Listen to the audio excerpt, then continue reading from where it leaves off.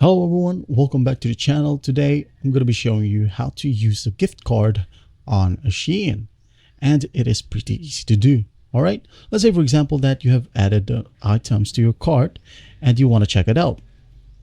Now for example here I'm going to go ahead and go to my cart, and as you can see I have two items here listed. So I'm just going to select one. Alright, for example I'm going to check this out. What we're going to do here basically in the payment section is just scroll down, all right, until you see this particular section right here, which have coupon code, gift card. If you want to view more, wallets and points are available as well. So to use a gift card on SHEIN, just go ahead and tap on gift card, all right, and you will be landed to this exact page. Now what we're going to do here basically is just type in the card number.